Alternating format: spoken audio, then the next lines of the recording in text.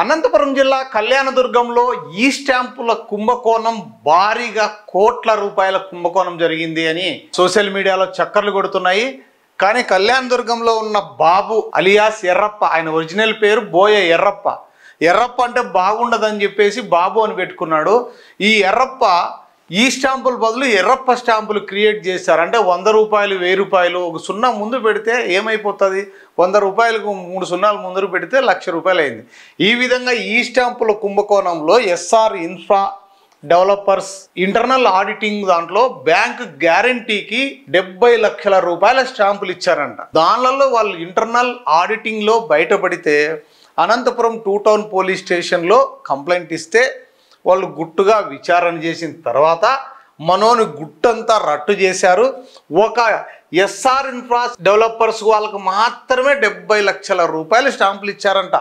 ఆయన ఈయన 2020 నుంచి ఇక్కడ చూస్తున్నాం ఈ షాపు 2020 నుంచి వెండర్గా ఉన్నారంటే ఈయన. మరి ఈ 2025 సంవత్సరాల్లో ఎన్ని కోట్ల రూపాయల కుంభకోణం జరిగింటుంది? దాదాపు 4-5 కోట్లు అని కొంతమంది అంటున్నారు, లేదు అంతకు మించి అని కొంతమంది అంటున్నారు. మొత్తం మీద మనోడు ఈ స్టాంపులు ప్రభుత్వ స్టాంపులు కాకుండా కళ్యాణదుర్గంలో ఎర్రప్ప స్టాంపులు అని అమ్మి జనాలను ఎర్రి పుష్పాలను చేశారు.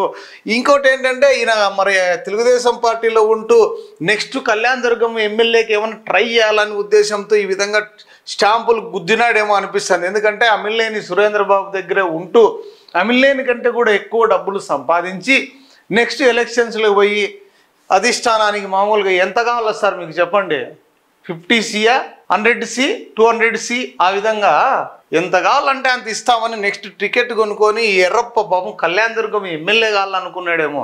అంటే స్టాంపుల్ బాబు అనే బదులు ఎమ్మెల్యే బాబు అనిపించుకోవాలనుకున్నాడు. ఈ బాబు పేరు అది చూస్తున్నాం కదా, ఎర్రప్ప పేరు మాత్రం ఎర్రప్ప, కానీ చేసిన పనులన్నీ మంచి తెలివైన పనులే. అంటే ఎర్రి పనులు అయితే ఎర్రి పన్నే అంటారు, మరి ఏమంటారు దీన్ని? ప్రభుత్వ ఖజానాకి కనీసం దొంగ ఎప్పుడైనా దొరకక మానదు. కానీ మనోడు మాత్రం బాగా లగ్జరీగా విలాసవంతంగా మంచి ఇల్లు మంచి వెహికల్ ఈ విధంగా చేసుకుంటూ ఒక లగ్జరీ లైఫ్ లీడ్ చేశారు.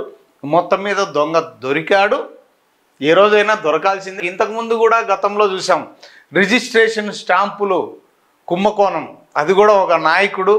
ఇప్పుడు కూడా ఆ కేసు ఇంకా నడుస్తోంది అనుకుంటా. మళ్ళీ ఈ ఎర్రప్ప జనాల్ని ఎర్రిపుష్పం చేశారు. కళ్యాణదుర్గంలో వైరల్ అవుతోంది ఈ ఎర్రప్ప భాగోతం.